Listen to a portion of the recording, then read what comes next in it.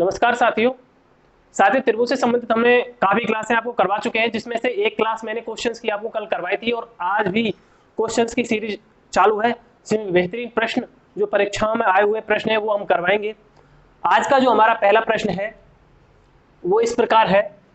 एक त्रिभुज आपको दे रखा है, त्रिभुज में आपको दे रखा है केंद्रक है जी और बीडी बराबर डीसी आपको दे रखा है, एडी का आपको मान दे रखा है 12 और आपसे पूछा है एजी का मान ज्ञात कीजिए।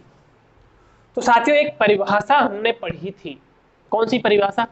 एक परिभाषा हमने पढ़ी थी कि शीर्ष से सामने वाली भुजा माध्यिका की परिभाषा पढ़ी थी। माध्यिका क्या होती है? सामने वाली भुजा क्या करती है? माध्यिका सामने वाली भुजा को दो बराबर भागों में बांटती है। किसमें? बराबर भागों में बांटती है। अर्थात ये तो हम जान गए जो एडी है ना वो क्या है? हमारी त्रिभुज की माध्यिका है। क्या है? माध्यिका है। अब माध्यिका के बारे में हम एक प्रॉपर्टी जानते हैं। क्या है प्रॉपर्टी माध्यिका की? कि जो केंद्रक होता है वो माध्यिका को 2:1 में विभाजित करता है। किसमें? 2:1 में। यानी एजी अनुपात और जीडी की अगर मैं बात करूं तो ये हमारा 2:1 में विभाजित होगा। किसमें? 2:1 में विभाजित होगा। अब ध्यान दीजिए, हमको मान दे रखा है साथियों एडी का। किसका? एडी का, यानी पूरे ही माध्यिका का मान दे रखा है। ठीक है, बात करें पूरी माध्यिका की तो एजी प्लस जीडी अगर हम करेंगे तो 2+1 करना पड़ेगा। यानी एडी बराबर देखें हम अनुपात के हिसाब से तो कितना हो जाएगा? 3। यानी अगर 12 को हम रखें एजी अनुपात जीडी, यानी एडी बराबर क्या लिख सकते हैं? अनुपात में हम 3 लिख सकते हैं। एजी प्लस जीडी, एडी एडी और इन दोनों को जोड़ने तो कितना होगा? 3। तो एडी अनुपात बराबर 3 लिख सकते हैं। अब एडी का मान कितना दे रखा है? तो 3 बराबर में 12 रख दूं, यहाँ पे कोई दिक्कत नहीं है। ठीक है, 1 अनुपात बराबर कितना हो जाएगा? 4। मान किसका पूछा है हमें? एजी का। एजी का अनुपात कितना है? 2। तो यहाँ पे 2 अनुपात बराबर कितना हो जाएगा हमारा? 4×2 यानी 8। अर्थात इस 2 अनुपात का मान कितना हो गया? 8 आ गया। अर्थात एजी बराबर हमारे पास निकल के आ गया साथियों। कितना आ गया? 8। कितना? 8। इतना ज्यादा लिखने की जरूरत नहीं है, समझाने के लिए मैं इतना लिखा है। फिर से एक बार आपको बताता हूं। हमें एक माध्यिका दे रखी थी एडी। माध्यिका हम जानते हैं कि जो केंद्रक होता है माध्यिका को 2:1 में विभाजित करता है। यानी अर्थात ये पूरे को अगर हम मान के चले अनुपात में, ये 3 अनुपात हो गया, इसका मान दे रखा है तो 3 बराबर 12 हो गया। 3 चौके 12, अर्थात 1 अनुपात बराबर आ गया 4। हमें कितने का मान चाहिए? सिर्फ और सिर्फ एजी का, यानी 2 या ऊपर वाला 2 अनुपात होता है, इसको क्या लिख सकते हैं हम? 2:1 है ना। तो हमें इसका मान चाहिए तो 4×2 कर देंगे, 4×2 8। एजी का मान निकल के आ जाएगा 8। इस प्रकार से इस प्रश्न को आराम से हम सॉल्व कर सकते हैं। आशा करता हूं ये प्रश्न आपको समझ में आया होगा। चलिए अगला प्रश्न हम लेते हैं, इसको मिटाते हैं।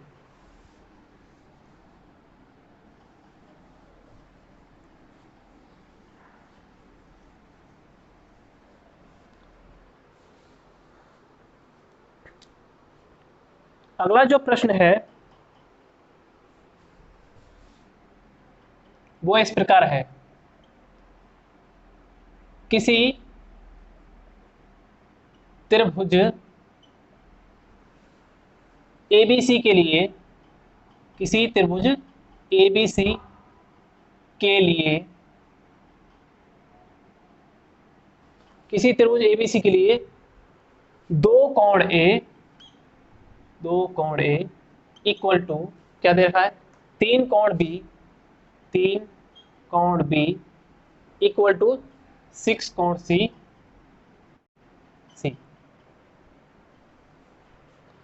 हो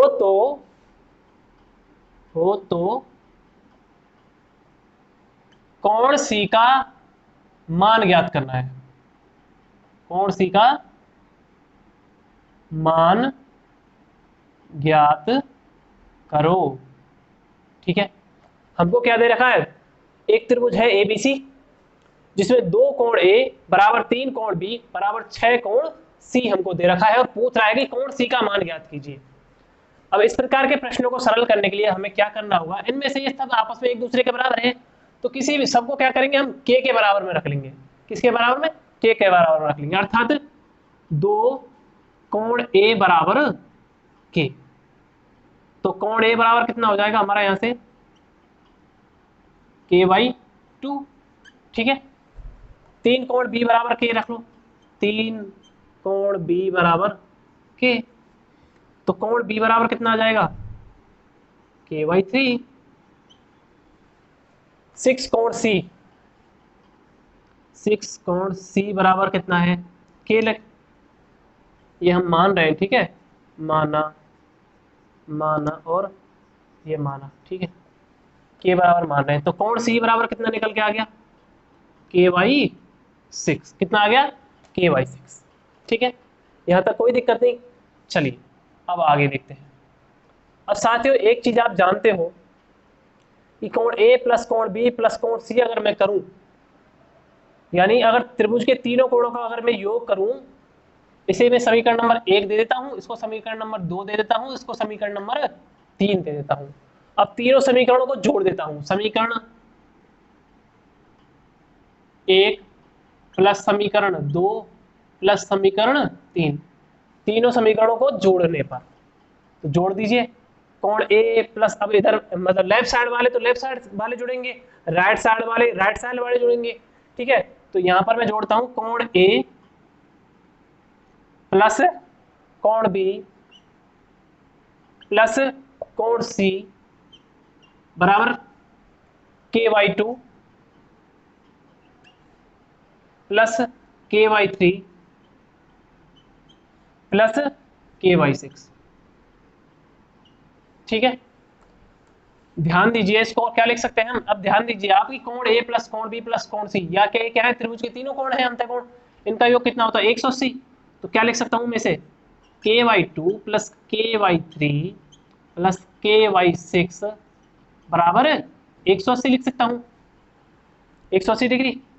अब इसका लघुत्तम ले लीजिए, कितना आ जाएगा 6, भाग देंगे इसमें 2 3 6, यहाँ आ जाएगा 3 के, 3 दूना 6, 2 के और 6 एकम 6 प्लस के, यानी 3 और 2 5 और 1 6, 6 के बटे 6 बराबर 180 आ गया। कितना आ गया 180 आ गया। अब 6 से 6 कट गया, के बराबर कितना निकल के आ गया 180 डिग्री। कितना आ गया 180 डिग्री। अब ध्यान दीजिए हमने के का मान निकाल लिया, अब मान किसका चाहिए हमें, सी का मान चाहिए। किसका, सी, कोण सी का मान चाहिए। अब कोण सी हमें क्या दे रखा है, कोण सी बराबर KY3 KY6, किसके हिसाब से, समीकरण 3 से। तो समीकरण 3 से अगर हम हल करें तो कोण सी बराबर 180 बटे 6 हम इसे लिख सकते हैं। अगर इसे कट करें तो ये हो जाएगा 6 3 18 यानी 30 डिग्री, अर्थात कोण सी बराबर कितना आ गया 30 डिग्री। कितना आ गया 30 डिग्री साथियों। तो अगर प्रश्न आराम से मैंने समझाने का प्रयास किया है, आपको समझने का, अगर आप नहीं आया तो एक बार पीछे वीडियो करके देख लेना, एक बार मैं फिर से जल्दी से बता देता हूं। हमें कहा था कि कोई त्रिभुज है ABC जिसमें 2 कोण A बराबर 3 कोण B बराबर 6 कोण C दे रखा है। ठीक है, और हमें कह रहा है कोण C का मान ज्ञात कीजिए। हमने क्या किया, इन सबको अलग अलग के बराबर रख लिया। 2 कोण A बराबर K, तो A बराबर कितना आ गया KY2, 3 कोण B बराबर K, तो B बराबर कोण B बराबर कितना आ गया KY3, 6 कोण C बराबर K, तो कोण C बराबर कितना आ गया KY6। फिर हमने इनको समीकरण 1 2 3 दे दिया और तीनों को जोड़ दिया, तो लेफ्ट हैंड वाले तीनों जुड़ गए, कोण A प्लस कोण B प्लस कोण C, कोण A प्लस कोण B प्लस कोण C। राइट हैंड वाले जुड़ गए KY2 plus KY3 plus KY6, KY2 plus KY3 plus KY6। इसके बाद हमने देखा कि त्रिभुज के तीनों कोणों का योग तो 180 होता है, तो कोण A plus B cross C करें तो 180 डिग्री आ गया। इधर वालों को इधर लिख दिया मैंने, यहाँ पे लघुत्तम लिया 6, हल किया कितना आ गया 6 KY6, के का मान आ गया 180 डिग्री। हम जानते हैं कि कोण C बराबर KY6 होता है, इसलिए हमने के की जगह रखा 180 और सी का मान निकाल लिया, कितना आ गया 30 डिग्री। कितना आया 30 डिग्री। तो इस प्रकार से इस प्रश्न को हम सॉल्व कर सकते हैं। चलिए अब अगला प्रश्न देखते हैं, इसको मैं मिटाता हूं।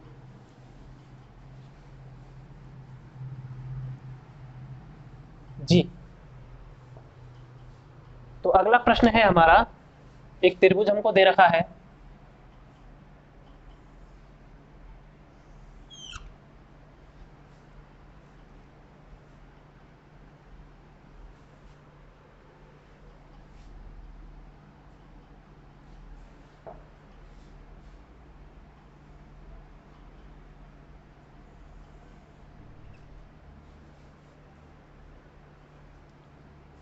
ए बी सी, ये सी एस हो गया डी, और इसको मैं मान लेता हूं ई मान लेता हूं, चलिए ठीक है। A B C D E, क्या क्या दे रखा है हमें? कोण ए बराबर दे रखा है 55 डिग्री, ठीक है। कोण ए बराबर 55 डिग्री दे रखा है। यहां पर इस कोण डी बराबर 25 डिग्री दे रखा है, और कोण सी बराबर 40 डिग्री दे रखा है। कितना? 40 डिग्री दे रखा है। और ज्ञात क्या करवा रहा है यहां पे? ये वाला कोण, कोण सी ई डी, ये वाला कोण ज्ञात करना है, जहां पर मैंने एक्स लिखा हुआ है। त्रिभुज दे रखा है और ये कोण हमें ज्ञात करना है, तो इसे भी आराम से ज्ञात कर सकते हैं, कोई बड़ी बात नहीं है। कई तरीके हैं इसके। तो एक परिभाषा हमने पढ़ी थी कि त्रिभुज का जो बाह्य कोण होता है, त्रिभुज के बाह्य कोण के सामने जो दो कोण होते हैं, अंतः कोण होते हैं, उनके योग के बराबर होता है। किसके बराबर होता है? योग के बराबर होता है। तो कोण बी बराबर इन दोनों का योग हो जाएगा, ठीक है। एक तरीका तो ये है कोण बी निकालने का, नहीं कोण सी बी ई निकालने का, ठीक है। या फिर हम जानते हैं कि त्रिभुज के तीनों कोणों का योग 180 डिग्री होता है, तो इन दोनों को जोड़ दीजिए और 180 से घटा दीजिए, इस कोण का मान आ जाएगा, ठीक है। इस कोण का मान आने के बाद 180 में से फिर घटा देना, इसका मान आ जाएगा। ये तरीका है, ठीक है। तो हम जानते हैं कि दो बता दिए, मैं पहली वाली फिर में से इसको हल सॉल्व कर रहा हूं, यानी इन दोनों कोणों का योग कितना हो जाएगा? 55 प्लस 25 बराबर कितना हो गया? 55 और 5 60 और 20 80, कितना हो गया? 80। तो ये वाला कितना हो जाएगा हमारा? 80 डिग्री। कितना हो जाएगा? 80 डिग्री हो जाएगा, ठीक है। कितना हो जाएगा? 80 डिग्री हो जाएगा। अब ध्यान दीजिए, ये 80 डिग्री हुआ, ये 40 डिग्री हो गया। हम जानते हैं कि त्रिभुज के तीनों कोणों का योग कितना होता है? 180 डिग्री होता है। तो मैं 180 डिग्री में से क्या करता हूँ? माइनस 80 और माइनस 40 कर देता हूँ, माइनस के 80 और माइनस के 40 कर देता हूँ, ताकि किसका मान आ जाए मेरे पास? इस कोण ई का। किसका? कोण ई का मान आ जाए, ठीक है। देखते हैं कितना आता है। 180 में से 8 4 12 है, 120 गए तो कितना बचा? कितना बचा? 60 डिग्री। यानी कोण ई बराबर कितना आ गया? 60 डिग्री। तो ये आ गया हमारे पास कितना? 60 आ गया, ठीक है। अब हम जानते हैं कि किसी भी रेखा पर जब कोई कोण बनता है तो इस साइड का मेरे पास आ गया कितना? 60 डिग्री आ गया। ये रेखा है ना बीडी, एक साइड का 60 आ गया, तो दूसरी साइड का क्या आएगा? 180 माइनस 60। कितना आ जाएगा? 180 माइनस 60। 180 में से मैं 60 डिग्री घटाता हूं तो कितना निकल के आ गया मेरे पास? 120 डिग्री। तो x बराबर कितना आ गया साथियों? 120 डिग्री। कितना आ गया? 120 डिग्री। एक बार फिर से समझिए, मिटा देता हूं भले ही, अगर चलिए मैं बता देता हूं आपको। ये दो कोण आपको दे रखे थे 55 और 25। हमने देखा इन दोनों कोणों का योग किया, ये कोण निकल के आ गया कोण सी बी ई, यानी ये वाला कोण 80 निकल के आ गया। 55 और 25 80। अब हम जानते हैं कि त्रिभुज के तीनों कोणों का योग 180 डिग्री होता है, ये हम जानते हैं। तो मैंने क्या किया? 180 डिग्री में से 80 और 40 को घटा दिया, ताकि ये वाला कोण निकल के आ जाए। ये हमें नहीं दे रखा था 60, तो 180 में से मैंने 80 और 40 को जब घटाया तो निकल के आ गया मेरा कितना? 60 डिग्री आ गया, यानी कोण ई बराबर 60 आ गया। अब हम ये एक रेखा बन रही है, एक रेखा बन रही है, इधर का तो 60 डिग्री का कोण है, ठीक है। तो दूसरा कोण हमें निकालना है, इधर वाला तो 180 में से घटा दीजिए, इसलिए मैंने 180 में से 60 को हटा दिया। कितना आ गया? x बराबर 120 डिग्री आ गया। कितना? 120 डिग्री आ गया। चलिए अगला प्रश्न देखते हैं। त्रिभुज एबीसी में, त्रिभुज एबीसी में क्या दे रखा है? त्रिभुज एबीसी में डीई समांतर बीसी, डीई समांतर बीसी, डीई समांतर बीसी, ये दे रखा है। और क्या दे रखा है? तथा डीई बराबर 1/2 बीसी, तथा डीई बराबर 1/2 बीसी, डीई बराबर 1/2 बीसी दे रखा है।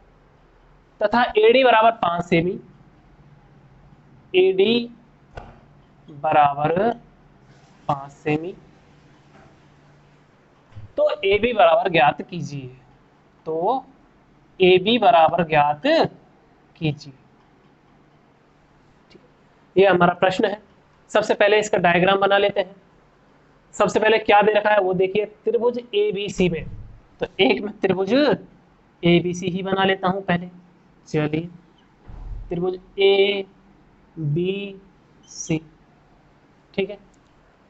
अब क्या दे रखा है, डीई समांतर बीसी, तो एक डीई दे रखा है हमें, एक डीई रेखा दे रखी है, रेखाखंड दे रखा है, और वो कह रहा है कि बीसी के समांतर है।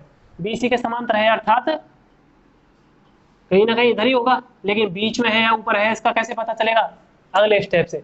हमें दे रखा है डीई बराबर साथ में 1/2 बीसी, यानी जो डीई है बीसी के समांतर तो है, साथ ही साथ हमें दे रखा है वो बीसी का आधा भी है।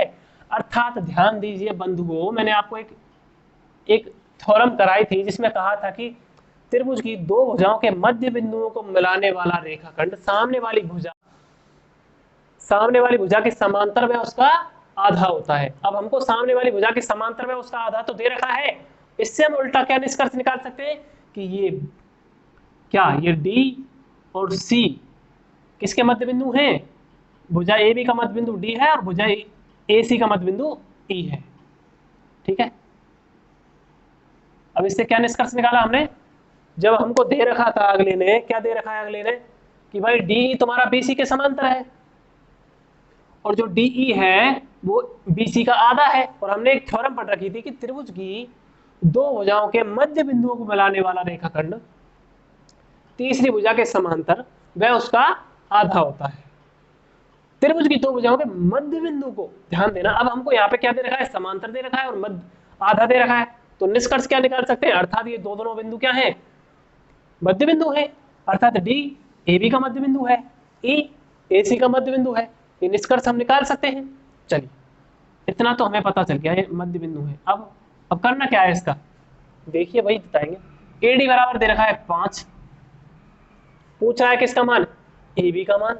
कितना आसान हो गया अब डायग्राम बनाते। अब हमें पता है कि ये मध्य बिंदु है क्या, ए डी, ये डी मध्य बिंदु है, अर्थात ए डी बराबर क्या है, बी डी है। चूंकि डी क्या है, मध्य बिंदु है, इसलिए इसको भी क्या लिख सकते हैं हम, 5 लिख सकते हैं, यानी डी बी बराबर भी क्या लिख सकते हैं हम, 5 लिख सकते हैं, बिल्कुल लिख सकते हैं सर। तो ए बी बराबर कितना हो गया, 5 और 5 10, तो ए बी बराबर कितना हो गया हमारा 10 सेमी, कितना हो गया 10। तो कितना आसान था। चलिए अगला प्रश्न देखते हैं। एक समबाहु त्रिभुज में भुजा की लंबाई ए हो तो शीर्ष लंब की लंबाई कितनी होगी। एक समबाहु त्रिभुज है, हमको दे रखा है, एक समबाहु त्रिभुज दे रखा है हमको, इसमें पता नहीं स्याही खत्म हो गई है, दूसरा ले लेता हूं मैं।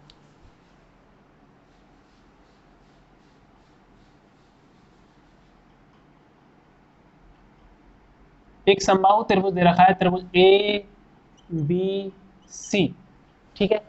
एक समबाहु त्रिभुज में भुजा की लंबाई ए हो तो, अर्थात भुजा की लंबाई क्या दे रखी है, ए, भुजा की लंबाई ए हो तो, यानी ए समबाहु त्रिभुज भुजा की लंबाई, तीनों समबाहु त्रिभुज में तो तीनों भुजाएं ही समान होती हैं, तो शीर्ष लंब की लंबाई कितनी होगी, ज्ञात क्या करना है, शीर्ष लंब की लंबाई हमें ज्ञात करनी है। लंबाई किसकी लंबाई, शीर्ष लंब की, यानी शीर्ष से जाने वाले इस लंब की लंबाई हमें ज्ञात करनी। मैं इसका मान देता हूं यहाँ पे डी, यानी इस एडी की हमें लंबाई ज्ञात करनी है। ये क्या है, हमारा शीर्ष से डाला गया लंब है, ठीक है। शीर्ष लंब की लंबाई हमें ज्ञात करनी है, ठीक है। अब ध्यान दीजिए, शीर्ष से सामने भुजा ली, वहां पर लंब समद्विभाजक एक लंब डाल दिया हमने, अर्थात बीडी बराबर क्या है हमारा, डीसी है। एडी का हमें मान ज्ञात करना है, किसका मान ज्ञात करना है, एडी का मान ज्ञात करना है। यहाँ पर ये 90 डिग्री का कोण बना रहा है दोनों तरफ, यहाँ पे भी और यहाँ पे भी दोनों तरफ 90 डिग्री का कोण बना रहा है। हमें मान किसका ज्ञात करना है, एडी का करना है, तो आराम से ज्ञात कर सकते हैं, किससे, कर्ण स्क्वायर बराबर आधार स्क्वायर प्लस लंब स्क्वायर। तो कर्ण कितना है हमारा, यहाँ पे 90 डिग्री के सामने वाली भुजा क्या होती है, कर्ण होती है, तो कर्ण कितने, ए बी, तो ए बी स्क्वायर, कर्ण स्क्वायर बराबर क्या होता है, आधार स्क्वायर। इसको आधार अगर हम माने तो देखिए पूरी भुजा क्या है, ए है, तो ये बी डी क्या हो जाएगा, a/2, और डी सी क्या हो जाएगा, a/2। पूरी भुजा ए है तो आधा आधा इसको बांटा हमने, तो ये बी डी क्या हो गया, a/2, और डी सी भी क्या हो गया, a/2। क्लियर। अब ए बी स्क्वायर बराबर आधार स्क्वायर, आधार कितना है, बी डी, इधर वाले को ले रहा हूं मैं, ठीक है, इस त्रिभुज को ले रहा हूं, किस त्रिभुज को, ध्यान दीजिए मैं लिख देता हूं यहाँ पे, त्रिभुज ए बी डी में, त्रिभुज ए बी डी में, ठीक है। त्रिभुज ए बी डी में कर्ण स्क्वायर यानी ए बी का स्क्वायर बराबर आधार स्क्वायर यानी बी डी का स्क्वायर प्लस ए डी का स्क्वायर यानी लंब का स्क्वायर। अब ये लिया क्यों है, ताकि तभी तो ए डी का मान निकलेगा, ठीक है। ए बी का मान रख दीजिए, कितना है, ए है साथियों, तो ये हो गया ए स्क्वायर, बी डी स्क्वायर यानी a/2 का होल स्क्वायर यानी ए स्क्वायर बटे 4 प्लस ए डी स्क्वायर, अतः पता ही नहीं है इसका तो हमें, क्योंकि ये तो निकालना ही है, तो निकालेंगे बढ़िया तरीके से, कोई दिक्कत नहीं है। ए डी का होल स्क्वायर लिख दिया मैंने, ए स्क्वायर बटे 4 को इधर लेके आ जाता हूँ, तो ये हो गया ए स्क्वायर माइनस के ए स्क्वायर बटे 4 बटे में 1 बराबर ए डी स्क्वायर। ध्यान दीजिए लघुत्तम आ गया 4, तो यहाँ हो गया हमारा 4a स्क्वायर माइनस के ए स्क्वायर, अर्थात इसको अगर मैं आगे लिखूं यहाँ पे तो 4a स्क्वायर में से ए स्क्वायर घट के कितना आ गया, 3a स्क्वायर बटे 4 बराबर A D square, A D का होल स्क्वायर। मान किसका चाहिए हमें, ए डी का चाहिए, किसका चाहिए, ए डी का मान चाहिए, ठीक है। तो यहाँ पे लिख रहा हूँ उसको ऊपर, ध्यान देना, ए डी बराबर क्या हो जाएगा हमारा, ए डी बराबर क्या हो जाएगा, अंडर रूट 3/4 का 3/4 ए स्क्वायर, अंडर रूट के अंदर आ जाएगा।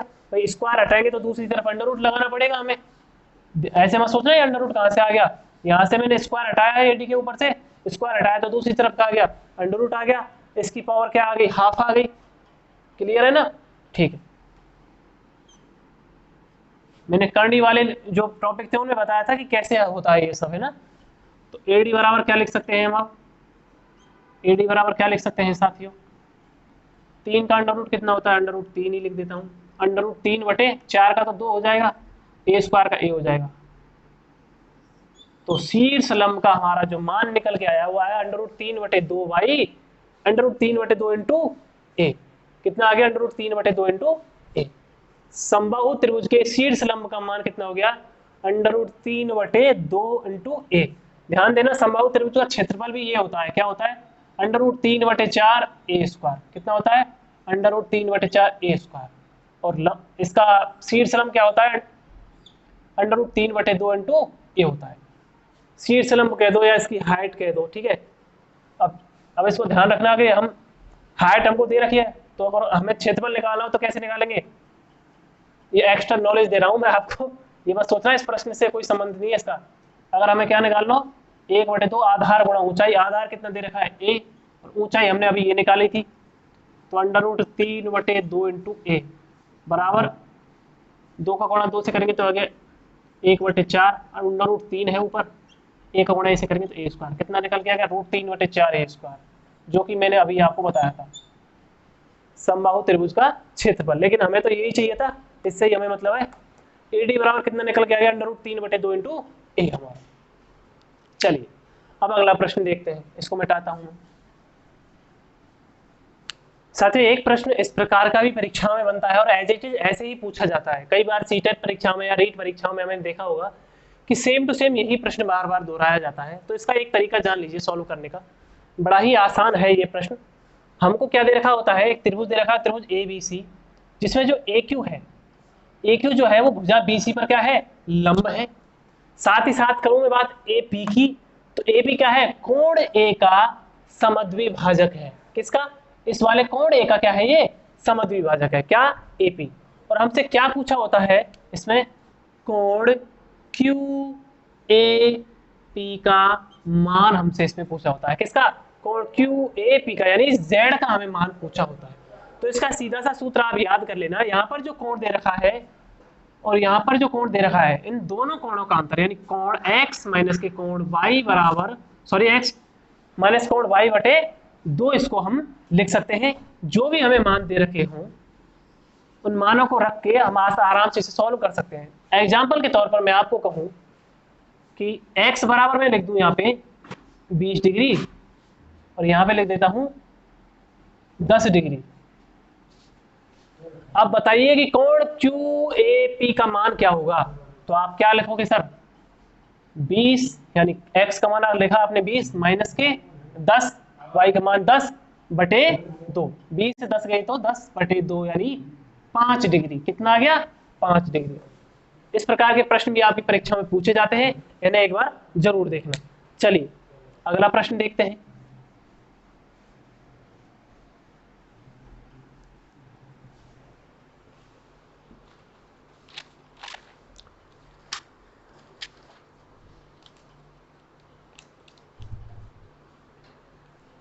एक प्रश्न है, थोड़ा लंबा प्रश्न है, मैं इसे एक बार लिख देता हूं एक बार। एक 25 मीटर लंबी सीढ़ी, एक सीढ़ी है हमारे पास, सीढ़ी जिसकी लंबाई है 25 मीटर। सीढ़ी जिस पे हम चढ़ते हैं वो ऐसे रखी रहती है ना दीवार पे, वो वाली सीढ़ी, सीढ़ी 25 मीटर, ठीक है। एक दीवार के सहारे इस प्रकार है कि, दीवार के सहारे ऐसे लगी हुई है, इस प्रकार है कि सीढ़ी दीवार के पाद से 7 मीटर की दूरी पर है। मान के चलिए ये हमारी दीवार है, ठीक है, ये हमारी दीवार है, इस पर ये सीढ़ी लगी हुई है, इसकी लंबाई कितनी है 25 मीटर, ठीक है। ये हमारी दीवार है, ये वाली इधर, ये हमारी सीढ़ी है। क्या दे रखा है, और हमें दे रखा है कि एक सीढ़ी दीवार के पाद से 7 मीटर की दूरी पर है, यानी पाद यानी इसके पैरों से कितनी दूरी पर है, 7 मीटर की। तो ये दूरी हमारी कितनी है, 7 मीटर है। कितनी है, 7 मीटर। यदि सीढ़ी का ऊपरी सिरा 4 मीटर नीचे खिसकता है, ऊपरी सिरा कौन सा, ये वाला सिरा, ये 4 मीटर नीचे खिसकता है, किस पर, अब 4 मीटर नीचे खिसकेगा, अर्थात यहां पे मान लू मैं, तो यहां पे खिसक के आ गया ये ऐसे, तो ये जब खिसकेगा तो ये वाला इधर भी होगा, यानी ये कैसे जाएगा, देखिए अब ये सीढ़ी कैसे हो जाएगी, ऐसे हो जाएगी भाई, इस तरफ भी तो बढ़ेगी जमीन पे भी, अब पीछे की तरफ सीढ़ी को जब हम ऊपर से ऐसे खिसकाएंगे, देखिए अब तो ऐसे रखी, ऐसे खिसकाएंगे तो ये पीछे भी तो बढ़ेगी, बिल्कुल बढ़ेगी। तो ये वाली हमें से दे दे ABC, अगर D इसको मान दे दे और इसको E दे देता हूं, तो AE बराबर, ध्यान रखना ये क्या है, 4 है। कितना है, 4 है, ठीक है। 4 मीटर नीचे खिसकता है, तो सीढ़ी का पाद फर्श पर कितने मीटर खिसकेगा, सीढ़ी का पाद फर्श पर कितने मीटर नीचे खिसकेगा। यानी सीढ़ी के अगर हम पाद की बात करें, यानी सीढ़ी के पैर फर्श पर कितने मीटर आगे खिसक गए, यहां से यहां तक तो 7 मीटर दे रखा था। मान किसका ज्ञात करना है, इसका। एक बार फिर से मैं प्रश्न पढ़ के बता देता हूं। एक 25 मीटर लंबी सीढ़ी है, 25 मीटर लंबी सीढ़ी है जो दीवार के सहारे ऐसे रखी हुई है, कोई दिक्कत नहीं। फिर वो कह रहा है कि वो सीढ़ी रखी थी पहले और फिर वो खिसक गई ऐसे, 4 मीटर खिसक गई दीवार से, 4 मीटर नीचे खिसक गई। तो नीचे खिसकेगी तो नीचे से जैसे ही वो नीचे आएगी तो यहाँ से बढ़ेगी भी तो सही जमीन पे, थोड़ा आगे जमीन पे खिसक गई, यहाँ पे 4 मीटर नीचे आ गई। अब वो कह रहा है कि ये कितना जमीन पे कितना मीटर आगे खिसकी, यानी C से D की दूरी हमें ज्ञात करवा रहा है। तो क्या करा था, सीढ़ी का पाद फर्श पर कितने मीटर खिसकेगा, ये x की हमें दूरी ज्ञात करनी है। तो ध्यान दीजिए, मैं बात करूं यहां पर पहले किसकी, त्रिभुज AB और C की, त्रिभुज ABC में वही कर्ण स्क्वायर प्लस आधार स्क्वायर प्लस लंब स्क्वायर वाला सूत्र इसमें आराम से लगा देंगे हम। तो चलो ABC में अगर मैं बात करूं तो कर्ण हमको दे रखा है कितना, 25, तो कर्ण स्क्वायर यानी 25 का स्क्वायर, मार्कर में भी क्या हो गया आज, कर्ण स्क्वायर यानी 25 का स्क्वायर बराबर आधार स्क्वायर, आधार कितना दे रखा है 7 का स्क्वायर प्लस लंब स्क्वायर, लंब कितना दे रखा है, लंब तो दे ही नहीं रखा, AB का स्क्वायर लिख देता हूं, कोई दिक्कत नहीं। कर्ण स्क्वायर बराबर आधार स्क्वायर प्लस लंब स्क्वायर, कर्ण AC बराबर 25, BC बराबर 7 और AB बराबर AB मैंने लिख दिया। यहाँ पे 25 का स्क्वायर करूंगा तो कितना हो गया 625, 7 का करूंगा तो 49 बराबर सॉरी बराबर नहीं, plus A B square. A B square अगर मैं निकालूं तो कितना हो जाएगा 625 माइनस के 49। तो 625 में से आप 49 घटा दीजिए। 625 में से अगर 50 घटाते हैं तो कितना बचा 575, यानी 576 आ गया हमारा ए बी स्क्वायर बराबर कितना आ गया 576। और 576 ए बी बराबर कितना आ जाएगा 576 का वर्गमूल ले लीजिए। 576 किसका होता है 21 का 441, 22 का 484, 23 का 529, 24 का 576, सॉरी 25 का 625, 24 का 576, बिल्कुल 24 का हो जाएगा कितना 576। 1 से 30 तक के वर्ग भी आपको याद रखने हैं हमेशा।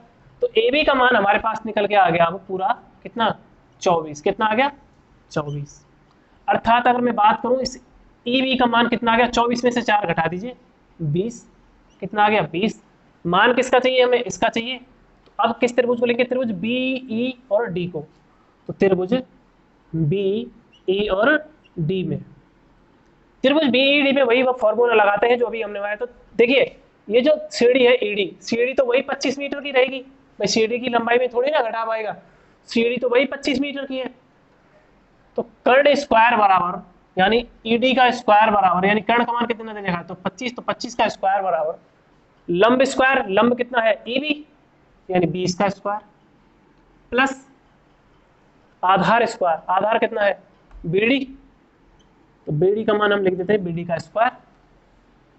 ठीक है 25 का स्क्वायर कितना हो गया 625, 20 का स्क्वायर 400 प्लस बीडी स्क्वायर। इसको आगे सॉल्व करूं मैं तो बीडी स्क्वायर बराबर कितना आ गया 625 में से 400 घटा दीजिए कितना आ गया 225, कितना आ गया 225। अब मान किसका निकालना है बीडी का, तो बीडी बराबर कितना आ गया साथियों हमारा निकल के 225 का अंडर रूट, और 225 का किसका वर्ग है 15 का, तो 225 का वर्गमूल कितना हो जाएगा 15। तो बीडी बराबर कितना आ गया हमारे पास 15, कितना आ गया बीडी बराबर निकल के आ गया 15, यानी यहां से लेके यहां तक की पूरी जो लंबाई है वो आ गई 15।